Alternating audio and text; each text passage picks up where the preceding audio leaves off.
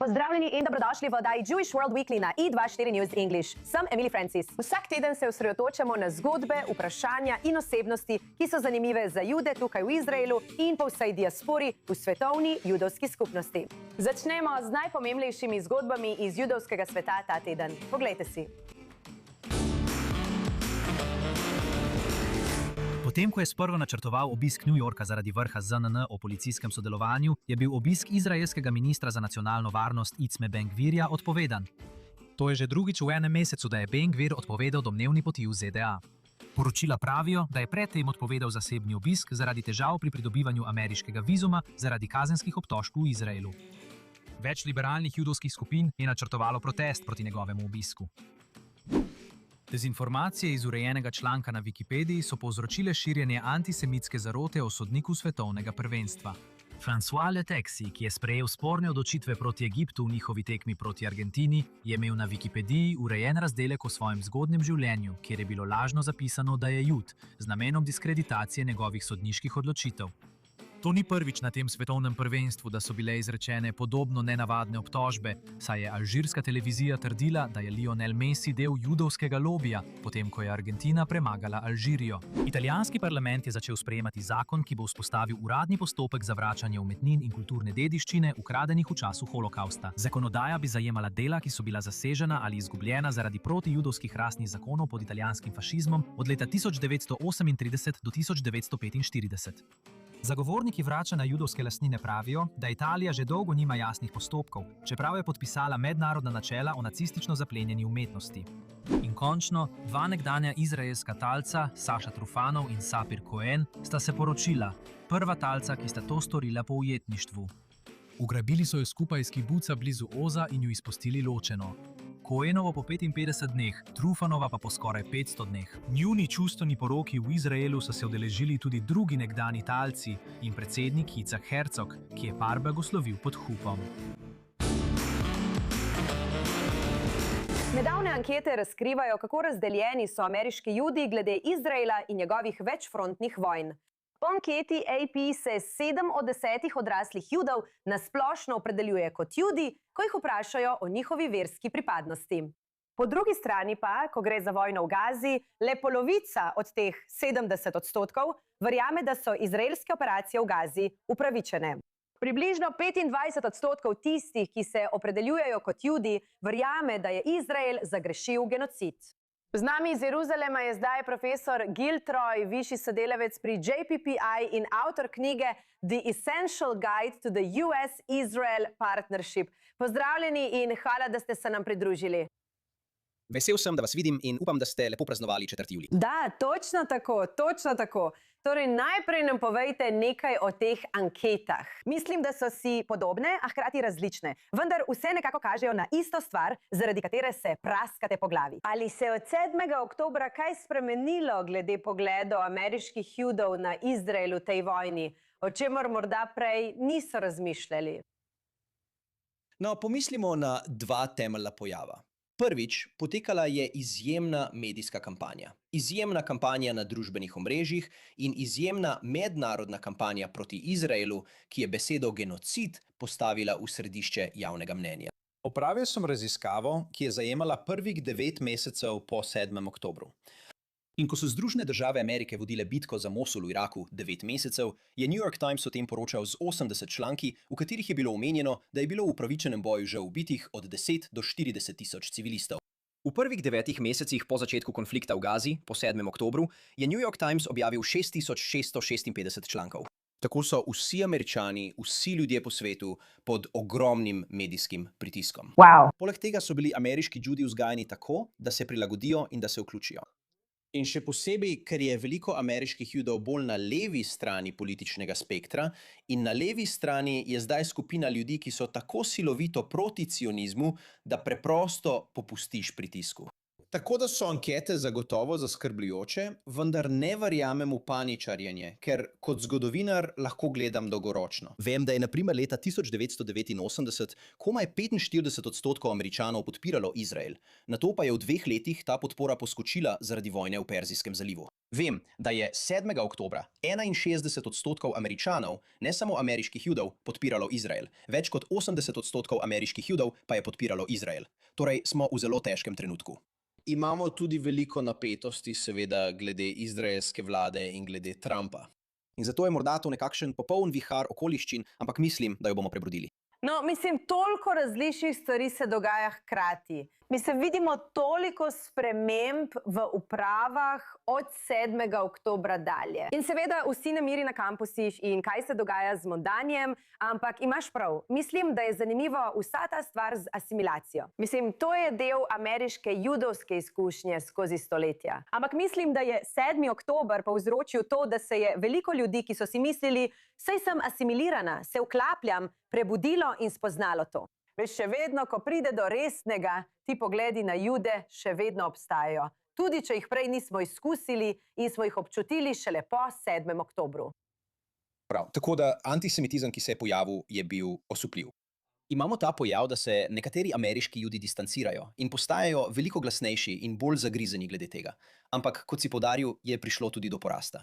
In veš, resnica je, da je bila judovska zgodovina, pravzaprav večina zgodovine, a še posebej judovska zgodovina, bolj določena strani jedra, strani skupine ljudi, ki so ostali zavezani. In vedno so bili tudi nasprotniki. Vedno so bili ljudje, ki so nekako zapustili judovstvo, cionizem in Izrael. Zato rad poudarjam, kar imenujem pilates. Okrepimo jedro. In tudi naučil sem se od svojega strica Irva, ki je bil kot iz serije Mad Men. Bil je eden največjih oglaševalcev v 50., 60. in 70. letih. In ko se je po 50 letih v oglaševalskem poslu upokojil, je rekel, da je ena stvar, ki se jo je naučil v Ameriki, ta, da je edina stalnica sprememba. In še ena stvar, ki jo moramo dodati, je, da smo trenutno v obdobju manije, resnične protisionistične manije. In to ima tudi ogromen vpliv. Če pomislite na zadnjih 6-7 let, smo imeli manijo. Lahko se z njo strinjate ali ne, ampak imeli smo manijo glede Georgea Floyda in rasizma. Imeli smo manijo glede gibanja Me Too. Imeli smo manijo glede transspolnosti. Imeli smo manijo glede transspolnosti. Imeli smo manijo glede transspolnosti. Obstajajo trenutki, ko mediji in še posebej družbena omrežja stvari še dodatno počgejo. In spet, lahko ste na eni ali drugi strani vprašanja. Ne govorim o tem, ampak govorim o trenutku, ko še posebej majhna, predana manjšina potiska neko agendo in ta nekako postane splošno sprejeta. Torej, moramo prestati tudi ta vidik. Prav, in veste, pojdimo zdaj še na bolj lokalno, na New York. In vemo vse to dogajanje z Mamdanijem in potem te umestne volitve, kjer je veliko ljudi, ki jih je on podprl, zmagalo na kongresnih predizborih, kar bo še naprej spreminjalo podobo. Ampak ena zanimiva stvar je, da če pogledamo politično, ugotovimo, da ameriški Judi dejansko gledajo na Mamdanija bolj naklonjeno kot Neca in Netanjahuja, čeprav se ti identificirajo kot Judi in jim je mar za Izrael. To je zelo oksimoronsko. Torej, spet gre po eni strani za trenutek zmede glede identitete. Po drugi strani pa je prišlo tudi do demonizacij. Obstaja odlična knjiga iz leta 1972 o teh manijah, ki jo je napisal Stanley Cohen z naslovom Moral Panics and Folk Devils. In Izrael, še posebej Bibi, je postal ljudski hudič. Netanjahu je postal ljudski hudič celo med podporniki Izraela, celo med ljudmi, ki se imajo za sioniste. Hkrati pa ima Mamdani nekakšno, veste, auro. Tako da, spet, ni presenetljivo, da to vidimo, je pa seveda zaskrbljujoče. Imam prijatelja, kongresnika iz vrst demokratov iz Srednjega zahoda, bom kar tako rekel, ki pravi, ne pozabi, Manhattan je otok. In opozoriti moramo tudi, da je dan potem, ko so 3 Mamdani prijatelji, 3 kandidati za kongres, zmagali v New Yorku, republikanski kongresni odbor poslal rože Hakimu Jeffreysu in sožalno pismo. In rekli so, najprej, žal nam je za vašo izgubo, ampak tudi hvala lepa, ker ste nam olajšali življenje. Trenutno vidimo v demokratski stranki nekakšno državljansko vojno. Očitno je veliko jeze proti Trumpu. Trump pa je združevalec, vendar to prikriva globoke razkole med skrajno levico, ki ne pozna milosti, ima nekakšen samomorilski pacifizem, je proti policiji, proti ICE, proti Trumpu in proti Izraelu. In to uporabljajo, da bi pritiskali na preostanek stranke, ki je proti Trumpu, vendar ni tako skrajen. In kako to uravnotežiti? Ja, mislim, da je to V Izraelu imaš dovolj strank znotraj strank, ampak ja, mislim, da je v vsaki od njih veliko sivine. Nažalost nam je zmanjkalo časa, ampak to je bilo zelo zanimivo. Giltroj, najlepša hvala in vsi, prosim, preverite njegovo e-knjigo The Essential Guide to the US-Israel Partnership. Še enkrat hvala. Imejte lep dan. Izraelska vlada se je sestala z ameriškimi judovskimi voditelji in se dogovorila za načrt v vrednosti $59 milijonov za krepitev judovskega izobraževanja v diaspori. Toda ali je vmešavanje izraelske vlade v diasporo dobra stvar ali pa ima negativne posledice? Izkušena dopisnica i24 News English Noa Alterman ima zgodbo. Izraelska vlada je ta teden soglasno sprejela načrt, po katerem bo judovskim skupnostim v Združenih državah Amerike in Kanadi namenila 200 milijonov šekelov, kar je približno $67 milijonov ameriških dolarjev, predvsem za pomoč pri judovskem izobraževanju v teh skupnostih. Projekt naj bi bil partnerstvo med vlado in krovno organizacijo judovskih federacij Severne Amerike, ki sodeluje z judovskimi skupnostmi v stotinah mest in krajev po Združenih državah Amerike in Kanadi. Kaj je torej problem, ki ga ta načrt želi rešiti? V bistvu je preprost, a hkrati begajoč. Stroški judovskih dnevnih šol, zasebnih šol, kamor lahko ameriške ali kanadske judovske družine pošljejo svoje otroke, da dobijo zasebno judovsko izobrazbo, vendar so šole postale tako drage, da veljajo za dražje, kot si jih lahko številne ameriške judovske družine udobno privoščijo. In ta program naj bi verjetno pomagal znižati šolnine in jih subvencioniral. Vendar pa obstajajo tudi druga vprašanja, ki jih je treba obravnavati. Prilagoditve za otroke s posebnimi potrebami v šolah. In tudi izboljšanje kakovosti izobraževanja, vključno s pilotnim programom za pomoč pri digitalnem izobraževanju oziroma pri digitalnem vidiku izobraževanja, ki ga otroci prejemajo. Tako se pojavljajo argumenti tako za kot proti tej potezi.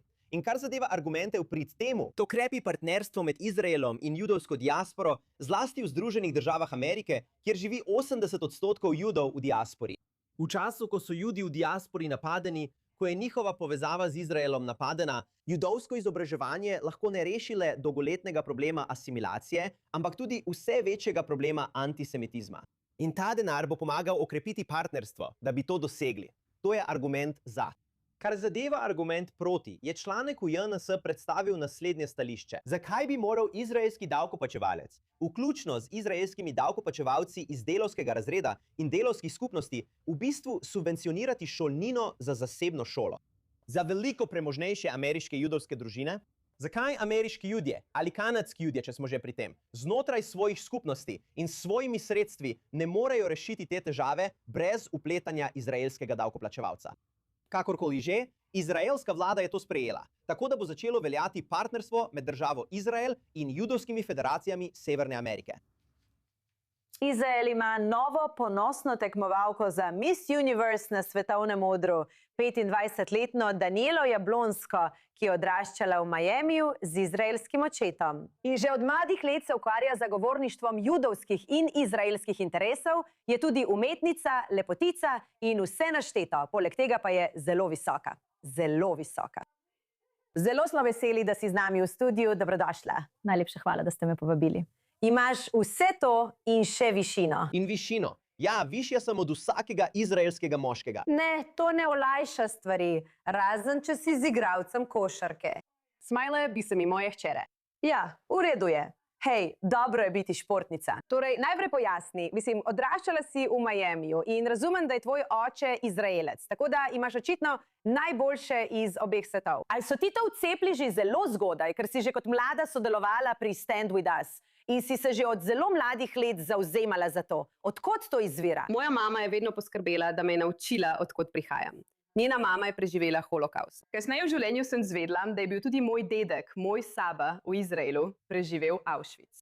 In moja savta je preživela izgon iz Libije. Tako sem vedno poznala svojo zgodovino in moji starši so mi to res vcepili.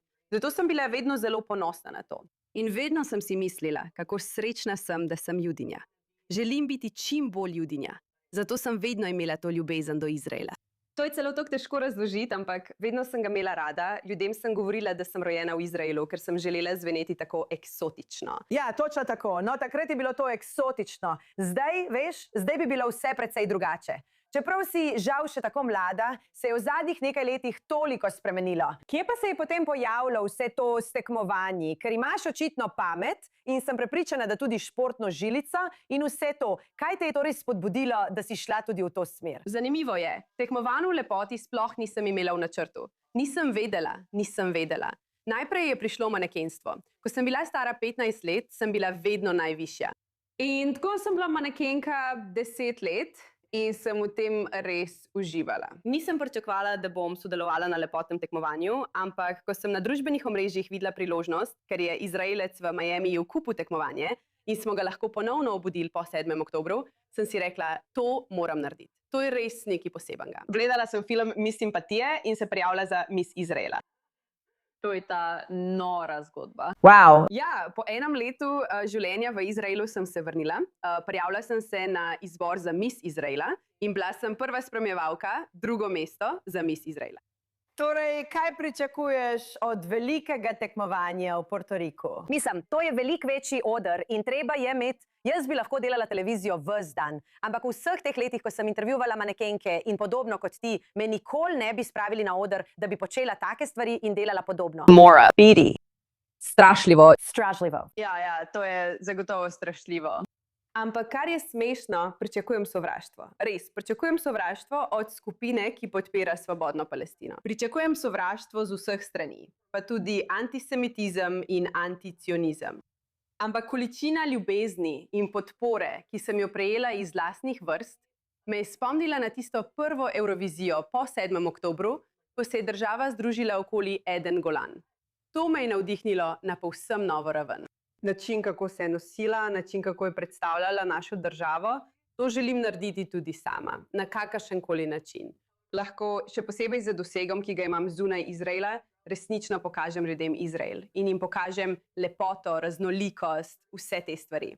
To je le še ena platforma. Zame je to, jaz temu pravim, latinska Eurovizija, ker Latinoameričani tako zelo obožujejo to vesolje. To je res ta priložnost. Ja, to je res. Točno tako. To je platforma, na katero smo šle na Miss Universe. Atlanta pred nekaj leti. Poročala sem o tem, bilo je neverjetno, točno tako. Ta kultura lepotnih tekmovanj je pri njih vseživljenjska. Spomnim se, imaš prav, Južnoameričani in Srednjeameričani so zelo strastni. Za nas je to tako veliko, kot je Eurovizija za Evropo. Točno tako. Kot Izraelci zamujamo ogromno priložnost v našem PR, da bi se predstavili, pokazali. Ja. Oblikujemo narativ tako, da smo prisotni in se predstavljamo. No, in biti močne in ponosne, to je druga stvar. Ni samo to, da si na odru. Mislim, vsak ima nekaj, kar ga pripelje tja, kot naprimer vpis na univerzo. Mislim, očitno si več kot le lep obraz. In prepričana sem, da vse te stvari upoštevajo, ko gre za to, da prideš do konca. Ja. Absolutno. Zelo sem hvaležna.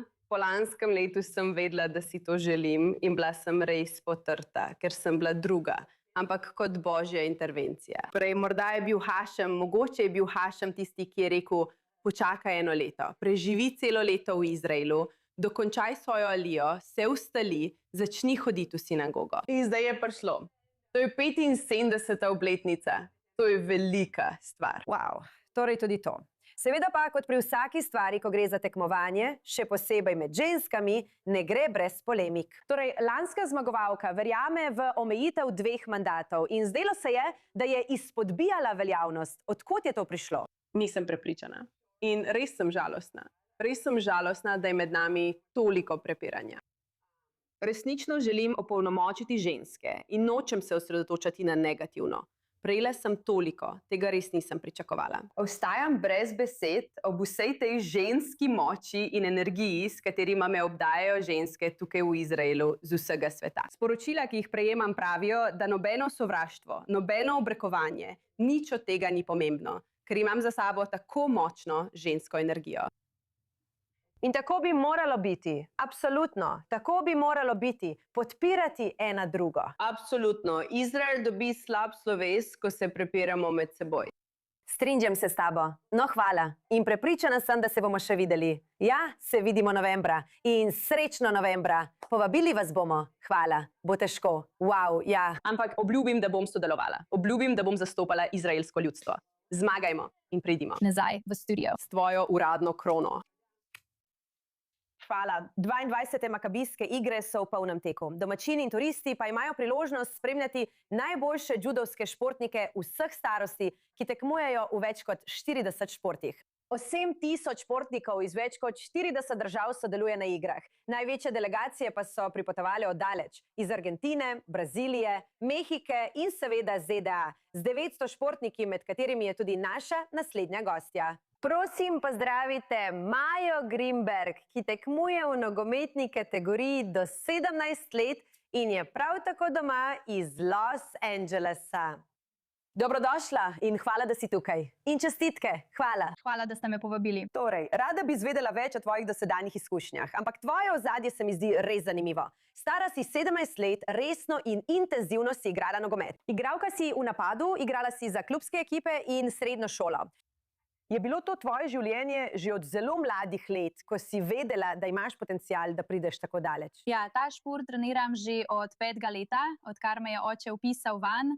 Poskusila sem tudi druge športe, a sem se vedno znova vračala k nogometu. To je res moja strast. In delala sem na tem, da sem prišla do najbolj tekmovalne ravni.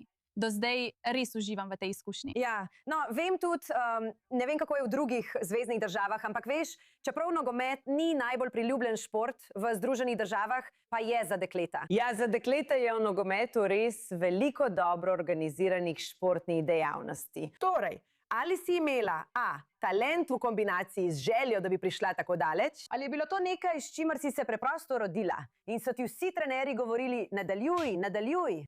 Mislim, da sem se morala soočiti s številnimi težavami, da sem prišla do tega, kjer sem. In mislim, da sem se morala s tem soočiti, da sem prišla na tako tekmovalno raven. Ampak ja, mislim, da moraš imeti resnično voljo in strast, da igraš ta šport. Saj ga želi igrati toliko deklet. Tako, tekmuješ z mnogimi različnimi ljudmi iz različnih okolij in različnih držav. Zato mislim, da moraš imeti določeno strast, da prideš na višjo tekmovalno raven. Zdaj, ko sem tukaj, je zelo razburljivo. Bila sem na otvoritveni slovesnosti z vami vsemi. Torej, tvoji soigralci, kako je to? Mora biti res čudno. Vsaj pri olimpijskih igrah trenirate skupaj, tukaj pa si kar vržen med druge nadarjene mlade ženske in poskušate biti ekipa, čeprav se vsi med seboj ne poznate. Ja. Čeprav smo se spoznale šele pred kakšnim tednom, smo se res dobro ujele. Naučile smo se imeti kemijo med seboj, tako na igrišču kot izven njega. In pomembno je, da se vse povežemo tudi izven igrišča. Tako je igranje nekoliko lažje.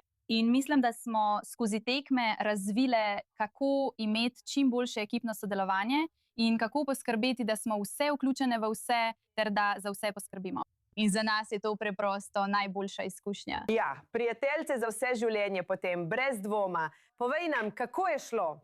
To je bila neverjetna izkušnja. Pred 2 letoma sem sodelovala tudi na igrah Love Lebanon Maccabi, ampak ker so letos v Izraelu, je vse skupaj 10-krat boljše. Spoznavam toliko ljudi iz različnih okolij, igre so res zabavne, zelo tekmovalne, vsi navijajo in res je bila neverjetna izkušnja spoznavati vse iz različnih držav in se povezovati z dekleti v moji ekipi. Ja, seveda se lahko veliko stvari zelo hitro spremeni, glede turnirja in podobno, ampak na splošno si zadovoljna s svojo igro, si dosegla kakšen gol?